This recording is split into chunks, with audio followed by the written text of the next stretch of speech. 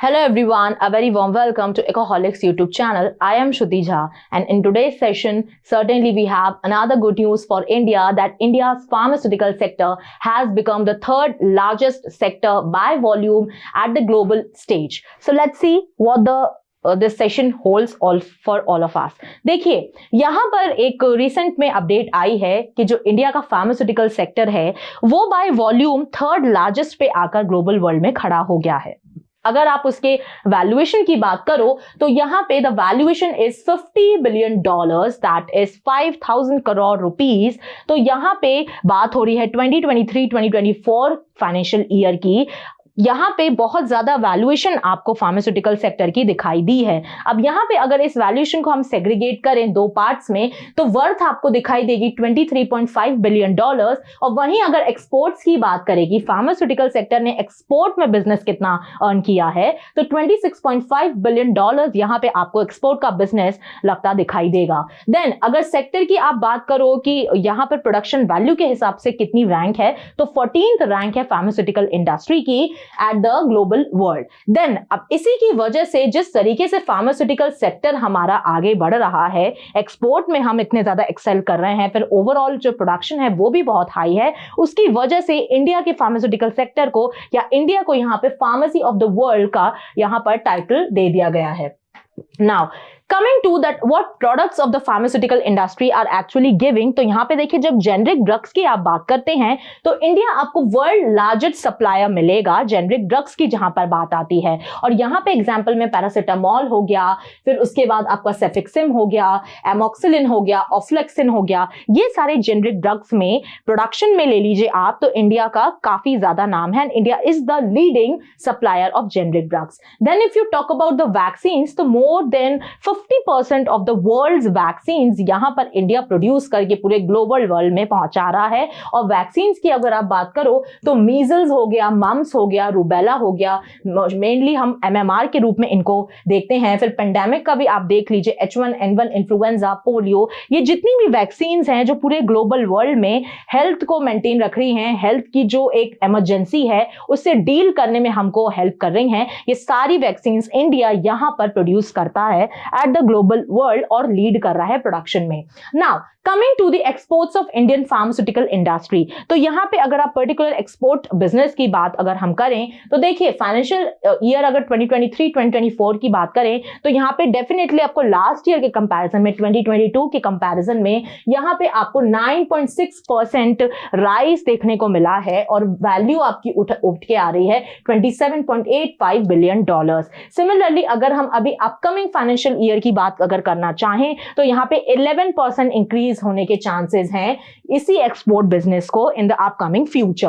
अब इसी के साथ साथ बोला जा रहा है that the Indian pharmaceutical industry is expected to reach $130 billion by the year of 2030 which is a very big number. यहां पे बात हो रही है कि फार्मास्यूटिकल इंडस्ट्री $130 बिलियन की बनने वाली है बाय द ईयर ऑफ 2030। बहुत बड़ी बात है इंडिया के लिए। देन द कंट्रीज की markets include the US, Europe and Africa. तो यहां पे हमारे एक्सपोर्ट्स जो हैं वो जाते हैं, जैसे countries will be definitely Africa, US, Europe ले लीजिए। तो सभी कंट्रीज में वर्ल्ड में जो एक्चुअली मेजर चंक है यहाँ पे हमारे एक्सपोर्ट के लिए, यहाँ पर हमारी कंट्री जो है वो एक्सपोर्ट यहाँ पर सेंड कर रही है।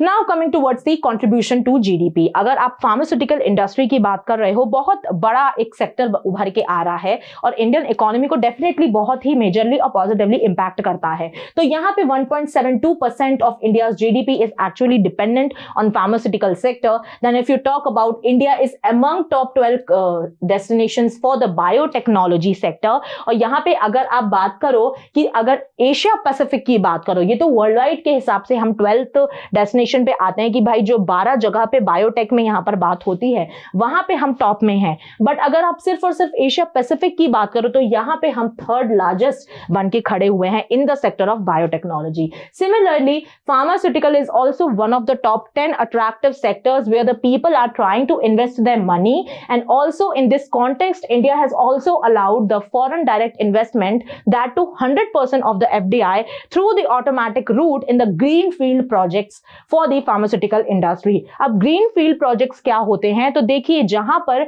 कोई भी एग्जिस्टिंग फैसिलिटी पहले से मौजूद नहीं होती है, जब भी आप कोई बिजनेस या कोई भी फैक्ट्री वहां पर डालने वाले हो, कोई भी किसी भी तरह की आप इकोनॉमिक एक्टिविटी कंडक्ट करने वाले हो, आपको एग्जिस्टिंग फैसिलिटी वहां पर नहीं मिलती है, आपको वहां पर बनानी पड़ती है। तो न्यू फैसिलिटी जब आप क्रिएट करते हो तब वो ग्रीन फील्ड कहलाती है, और जब आप कोई भी बिजनेस एग्जिस्टिंग फैसिलिटी पे खड़ा करते हो वो आपकी ब्राउन फील्ड एक्टिविटी कहलाती है, ब्राउन फील्ड प्रोजेक्ट कहलाते हैं। तो यहां पे ग्रीन फील्ड सेक्टर की अगर हम बात करें तो 100% इंडियन गवर्नमेंट की तरफ से एफडीआई को अलाउ कर दिया गया है, which is also one of the major reasons that why pharmaceutical industry is increasing day by day. Now coming towards the key products and offerings, यहाँ पर फार्मास्यूटिकल इंडस्ट्री क्या ऐसे प्रोडक्ट्स ऑफर करती है जहां पर हमें यहां पर लीड देखने को मिल रही है एक्सपोर्ट्स में भी और इंटरनल डोमेस्टिक मार्केट में भी। तो देखिए सबसे पहले आपका आ जाता है active pharmaceutical ingredients, second is the antibiotics and antiviral drugs, then comes the over the counter medicine,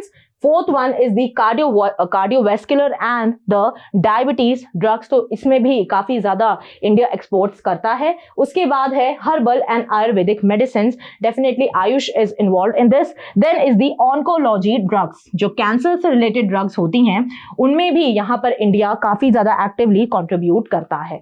now coming to the educational initiatives, अब इतनी ज्यादा ग्रोथ देखने के बाद जब फार्मास्यूटिकल इंडस्ट्री इतनी ज्यादा ग्रो हो रही है तो डेफिनेटली गवर्नमेंट कुछ ना कुछ यहां पर जरूर इंटरफेयर करेगी और देखेगी कि हम कैसे इस सिचुएशन को या जो ये ग्रोथ है उसको हम और ज्यादा टैप कर सकें और उसको सेव कर सकें फ्यूचर के लिए, कि और ज्यादा ये ग्रोथ जो है वो अब डिक्लाइन पे ना जाए और आगे ही बढ़ती जाए। तो सिर्फ और सिर्फ एजुकेशन ही ऐसा एक माध्यम होता है जिसके वे में आप अपनी ग्रोथ को सस्टेनेबल बना सकते हो और लॉन्गर पीरियड के लिए उसको यहां पर कैरी फॉरवर्ड कर सकते हो। तो देखिए जो डिपार्टमेंट ऑफ फार्मास्यूटिकल जो है उन्होंने यहां पर 7 नेशनल इंस्टीट्यूट ऑफ फार्मास्यूटिकल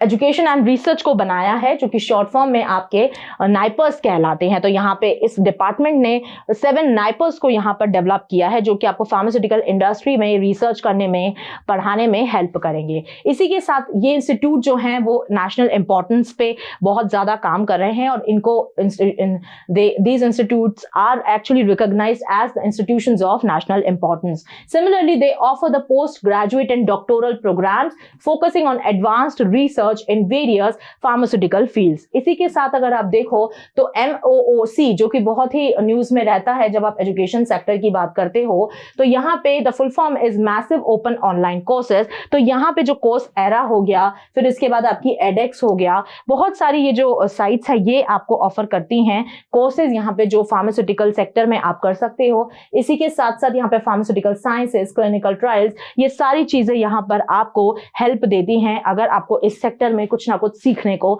जानना है। तो सिमिलरली अगर आप स्कूल लेवल की बात करो तो यहाँ पे स्टेम जो है, स्टेम को काफी ज्यादा रिक्रिएट करने की बात होती है, काफी ज्यादा मोटिवेट करने की बात होती है। तो यहाँ पे स्टेम को यहाँ पर अप्रूव किया जा रहा है, science, technology, engineering and mathematical. तो यहाँ बोला जा रहा है कि भाई जो स्टेम है, स्टेम में हमको करियर्स को आगे काफी ज्यादा मोटिवेट करना है, एनकरेज करना है बच्चों को कि आप इसी फील्ड में, आप स्टेम के ही फील्ड में आप अपना जो है वो करियर यहाँ पर डेवलप करिए। इसके बाद अगर हम देखें तो ये हैं हमारी टॉप 5 फार्मास्यूटिकल कंपनीज जो रिस्पॉन्सिबल हैं जिस एरिया में आज इंडिया खड़ा हुआ है। चाहे आप फार्मास्यूटिकल इंडस्ट्री की ग्रोथ को ले लीजिए या एक्सपोर्ट को ले लीजिए, तो इन 5 कंपनीज या ब्रांड्स के हिसाब के बिना ये जो सक्सेस है वो पॉसिबल नहीं रहती। तो first is the Sun pharmaceutical industries limited, this is the India's largest जो कि फार्मास्यूटिकल कंपनी है और यहाँ पे इनका एक बहुत ही ज्यादा बड़ा और मेजर कॉन्ट्रीब्यूशन है। फिर इसके बाद Cipla limited, then is the Dr. Reddy's Laboratories, then at the fourth rank we have Divi's Laboratories Limited, at the 5th we have Mankind Pharma Limited. So with this we have come to the end of our session. Thank you so much for watching my session. I hope आपको ये session समझ में आया होगा. Don't forget to subscribe to our channel Ecoholics. Till then पढ़ते रहिए, खुश रहिए, जय हिंद, जय भारत।